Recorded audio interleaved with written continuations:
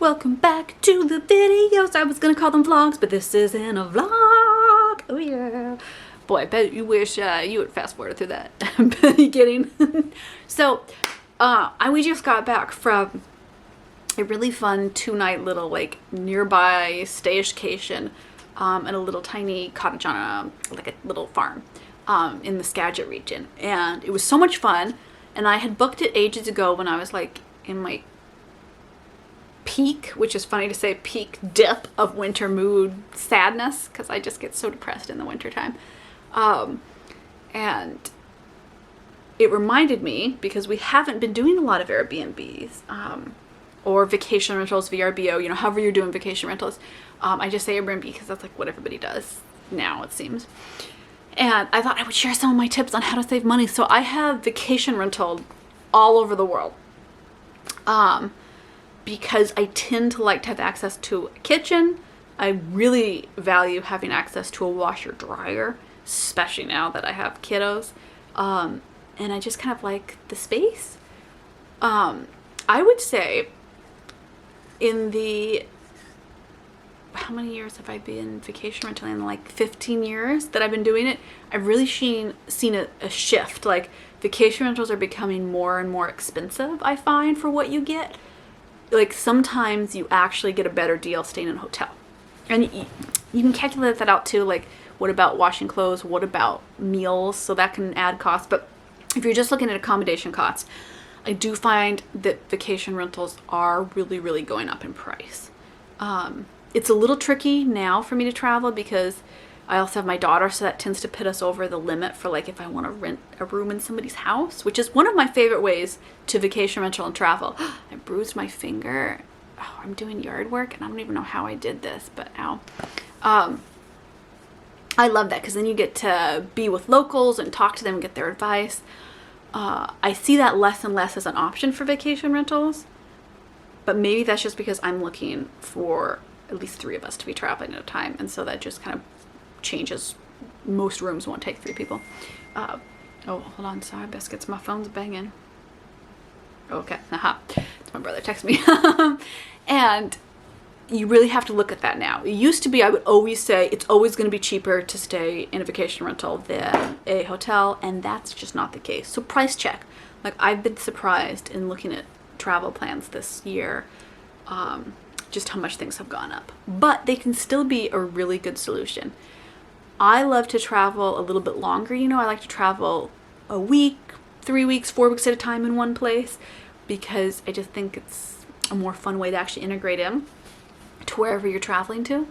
And that can then really be a savings because you do need food. You do need to do laundry and stuff. And, oftentimes if you're traveling with kids, where vacation rentals are going to be, like I try to be near big green parks, playgrounds, outdoorsy stuff that my kids can do, right? That's really important.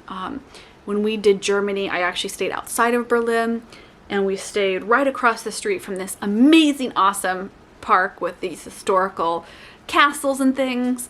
And it was just great. And we went there. We actually enjoyed going to that park and picnicking almost every day and going and seeing the beautiful buildings and the gardens more than we did doing city-related things. It was just such a better fit with a 4, I think he was 4 or 5 then, kid. It's just the way to go. So I love that. I love keeping an eye on making sure that I'm actually a little more suburban where I'm staying. It always ends up being more kid-friendly. And kid-friendly is mama-friendly because you don't feel quite as crazy trying to plan things, right? So keep an eye on the location of where you're booking. That is one of the most important things for when you want to have a good deal on a vacation rental. And I say deal, not price, because the cheapest price is not always the best option. I have done super budget travel where for 2 of us, we've got like $30, maybe $40 a day to spend on accommodations and things. And you can do it, but I find that sometimes you want a value over price. So value can mean it's a little bit more expensive, but it's in an area that's got better public transport. You can walk to places, it's near food, it's easier to get to from the airport or the train station that you're coming in from. So think about the value you're getting for the place over just the cheapest price. Number two, and I get asked this occasionally on Instagram, do I care about like having the premier rated Uber hosts or something, because it lists on vacation rental sites if it's like a special host that is really good. I find that can be really helpful. I won't book at places anymore that don't have reviews. And I know that's so unfair, but I just find that I've had some really weird experiences with vacation rentals, and I just won't do those anymore. So I'm much pickier. So what I do before I book a place is I'll go look at the host profile. I'll read the details about them. What do they have to say? If they don't have a lot of information or they just seem sketchy, the photos are weird, I just say no. If there's any question, I'm like, it's just not worth it, because I've given hosts the benefit of the doubt before, and it just weird stuff, right? Like, you're going into somebody's home sometimes, it can be really strange. So like, do your research on the host and the general vibe of the listing, right? Because that's going to get you a better deal, because you're going to have a better experience. I've had to check out and not gotten my money back from vacation rentals because they just weren't what the listing was. They were horrible. And, that took up a day or two of my travel time because I'm having to find new accommodations. It costs a ton more. So really look at the value you're getting when you're booking these places. And another thing is, think about location-wise, like I said, the suburbs. Think about not being in the absolute middle. Think about areas that have great easy transport. It's easy to drive, easy to take the bus, train, tube, whatever it is, to where you want to go during your trip. But think about staying out a little bit, because, if you add on 10 minutes each way of time, maybe 15 of transport time each way during the day, it's not that big a deal. You can sit, you can relax. You can get a way better deal. Like, you can save a ton of money and then take that money and use it for, eating out, getting special treats, going on tours. So just kind of think about how you want to juggle and measure that location with still a really good location. It takes a little bit longer to get there, but you're saving all that money and what you can use it for. It really helps when you set out your travel budget to decide what are non-negotiables and what are things that actually, when you think about it, you can make that work. It'll make it so much easier to book vacation rentals. Another thing to do is to look for weekly rates. Sometimes, even if you're only staying 5 days, you can save so much on a weekly rate that it makes sense to just book it for that. I've never booked it for a week and then not stayed that long. I just prolong my trip. But you can save so much. If you can travel somewhere for a month, sometimes you can get like 50% off what some cost of a vacation rental would be. It's an amazing deal. So really look at length of stays.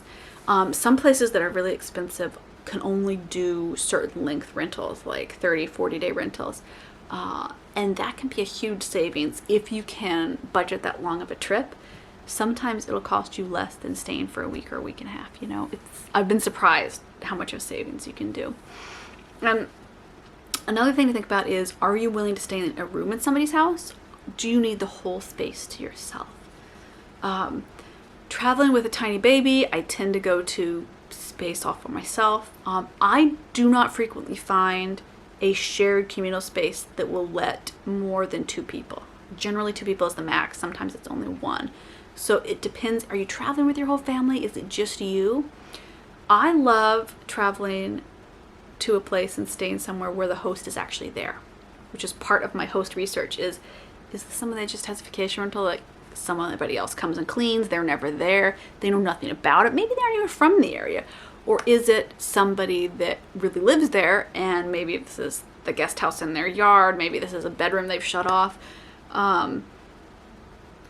Do they really know the area? Are they somebody that you can actually ask for advice? It's been really helpful. I remember in London, I was just having such a hard time. The bus stops that were listed on my phone travel app were closed, so I didn't know how to get to it. So I was able to go back to my vacation rental and ask the husband of the couple that lived there, can you show me how to get to where I'm trying to get to, because I don't understand how to like switch bus stops because I don't know which one's going to take me there.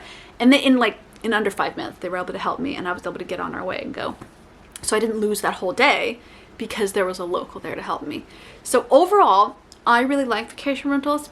I like them less now than I did like 15 years ago when I started using them, because I find them less and less personable. You know, people just have them for investments, and sometimes they don't even live in that state. That's a downer. I find that the prices are going up, and I find that the weird, I don't want to say scams, but the weird situations ratio has gone up a lot, because more and more people are doing it, so you're going to get more and more peculiar people. So I still think it's a wonderful option, but don't automatically assume it's the cheapest way to travel. I'll do another video probably on like camping and KOAs and yurts and cabins, like how to kind of branch out from what you think if you really want to do a budget trip with kids.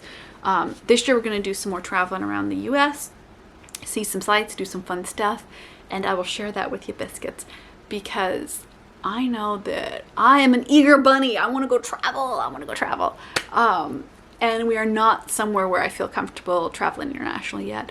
So we are kind of sticking closer to our country and just seeing what's out there and seeing what the pandemic has done to the vacation rental market. It's going to be fascinating. I am very intrigued because I have the feeling it's been a big shift, and I've definitely seen prices go up for vacation rentals because people want to stay away from large groups and large hotels. So I'm intrigued what this year holds. Okay, biscuits, if you want more travel topics, I posted about that on Instagram as well.